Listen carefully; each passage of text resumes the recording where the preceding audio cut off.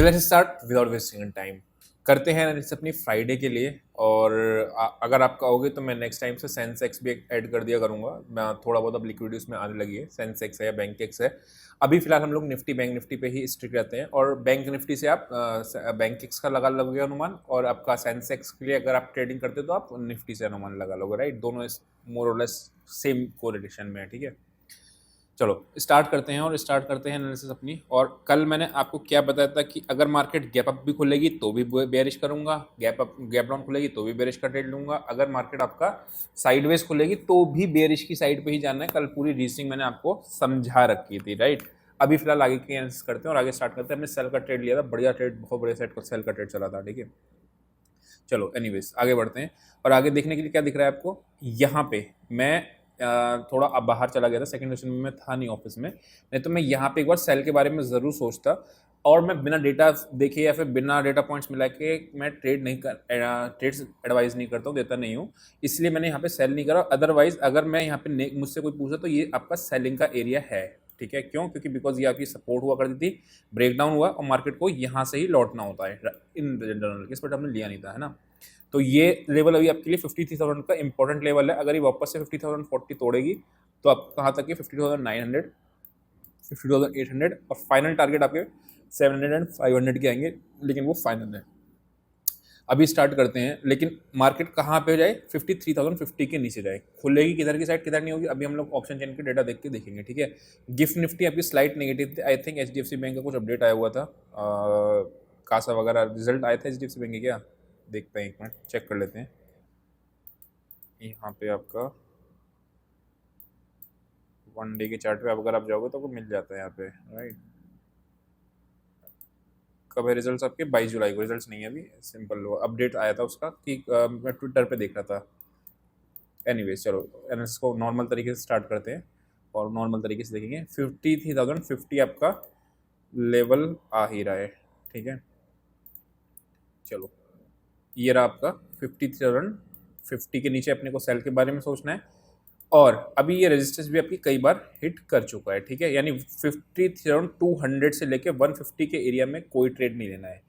अगर आपका bear trade होता है तो इसके नीचे जाएगा तो अच्छा है, इसके ऊपर जाएगा तो बुल वालों के लिए फेवर है और सिंपल है, बिकॉज इसके बीच में कोई ट्रेड नहीं करना और कई बार अपना सपोर्ट रेजिस्टेंस ले चुका है।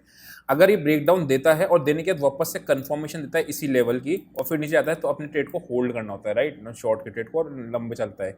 सेम चीज़ क्या होता है, अगर मान लो मार्केट ने 200 का लेवल तोड़ दिया, वापस से इसको सपोर्ट बना के फिर चलना चालू हो गया, तो this is a good area कि हाँ यहाँ से मार्केट आपका तेजी से चलना शुरू हो जाएगा। ठीक है, तो दो ही लेवल है इसमें निफ्टी बैंक में, कुछ याद ज़्यादा करना नहीं है।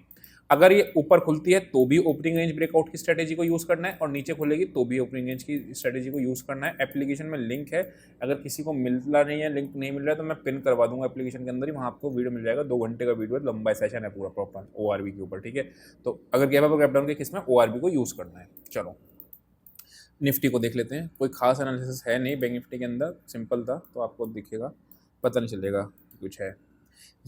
22,400 24,400, ठीक है, 24,400 की एग्जैक्टली रेंज आपको टेलीग्राम पे वाला जो स्क्रीनशॉट लगा देगा एडिटर, एग्जैक्टली 24,400 बताया था। अपर रेंज 24,400 है और नीचे 24,200 की रेंज है। राइट, यहीं पे ही हमने विदाउट एक्शन हमने एक शॉर्ट का ट्रेड ले लिया था 24,400 के आसपास ही, और पूरा ट्रेड आपका अच्छा चला था और लास्ट में काफी मतलब 1:3 से ज्यादा का रिस्क रिवॉर्ड रेशियो मिला था इस ट्रेड में। ठीक है, तो ये आपका चला ट्रेड। उसके बाद वापस मार्केट आपका सेकंड हाफ में साइडवेज हो गया निफ्टी, तो निफ्टी ने कोई ट्रेड नहीं दिया। अगर आप देखोगे तो कॉल भी घटी है और पुट भी घटी है नेक्स्ट वीक की, है ना, और तो कुछ खास ट्रेड निफ्टी के अंदर हुआ नहीं था। अभी निफ्टी में यही आपका एक मेक और ब्रेक लेवल है, कौन सा? 24,300। क्यों? क्योंकि यहीं पे आप देखोगे पहली बार रेजिस्टेंस हुआ था, फिर रेजिस्टेंस, देन सपोर्ट, देन आज भी उसने इसी जगह पे रेजिस्टेंस सपोर्ट लिया है। तो अगर निफ्टी में बुलिश होना है तो होना कहाँ पे? 350 के ऊपर होना है, और अगर बेरिश होना है तो कहाँ होना है? 275 280 के नीचे होना है। कहाँ तक के लिए होना है? 24,200, और ऊपर कहाँ तक होना है? 24,400। ये अपने लोगों की सिंपल स्ट्रेटेजी होगी अगर ओपनिंग रेंज का ट्रेड लगा लेंगे। अगर मार्केट ऊपर है, गैप अप पे गैप डाउन खुलता है तो बहुत बड़ा गैप अप, बहुत बड़ा गैप डाउन तो इग्नोर करना ही होता है, ये तो बाय डिफॉल्ट में मान के चलता हूँ, पता ही हुआ है ना।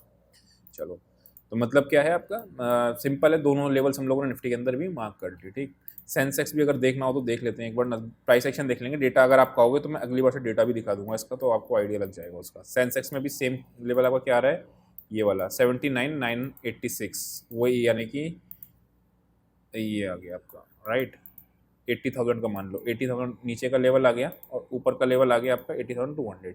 तो ये 200 पॉइंट के बीच में तो कुछ करना वैसे भी नहीं होता है ना, ब्रेकआउट ब्रेकडाउन इसके हिसाब से अपने को प्लान करना है, ठीक है। अगर मार्केट ब्रेकआउट देती है और देने के बाद वापस क्लोज हो जाती है तो एग्जिट करनी होती है क्वांटिटी, बिकॉज वो फॉल्स ब्रेकआउट का केस होता है। मार्केट नीचे जाके वापस से क्लोज रेंज में कर जाती है तो क्या होता है, this is a false breakdown case, तो एग्जिट करना होता है। होल्ड कब करनी होती है क्वांटिटीज को, जब मार्केट वापस से रिटेस्ट करके वापस चलनी शुरू हो जाती है तब अपने ट्रेड को ट्रेल करना होता है, ठीक है। तो चीज़ को ध्यान में रखना। चलो अभी डेटा इसका नहीं देखते हैं, अभी हम लोग सिंपल निफ्टी बैंक निफ्टी का देख लेते हैं और निफ्टी बैंक निफ्टी की ऑप्शन चेन अभी क्या कह रही है उसको देखते हैं, ठीक। शॉर्ट बिल्डअप्स हुए हैं आपके कॉल्स में, ठीक है, और पुट्स में भी आपके शॉर्ट बिल्डअप है इंडिकेटिंग साइडवेज मोमेंटम। कॉल्स भी शॉर्ट हुई हैं, पुट्स भी शॉर्ट हुई हैं, इंडिकेट्स बोथ साइड, मतलब अपने को बोथ साइड के मोमेंटम देखने। चलो नीचे के लेवल मार्क कर लेते हैं, अगर नीचे सपोर्ट पे कहाँ पे बाय करना है, अगर करना हो तो बैंक निफ्टी पे आते हैं, ठीक है। और बैंक निफ्टी पे आने के बाद अपन क्या देखेंगे, ये तो बहुत अल्टीमेट लेवल है ही 52,023 का, ये तो जब इसके नीचे जाने पे तो बेयर ट्रेंड हो जाएगा, लेकिन आपके लिए 52,700 पहला और दूसरा आपका 52,400, तो 700 और 400 के आसपास कोई पॉजिटिव एक्शन दिखता है तो वहाँ पे अपने लोग ट्रेड के बारे में सोचेंगे बाय के साइड में।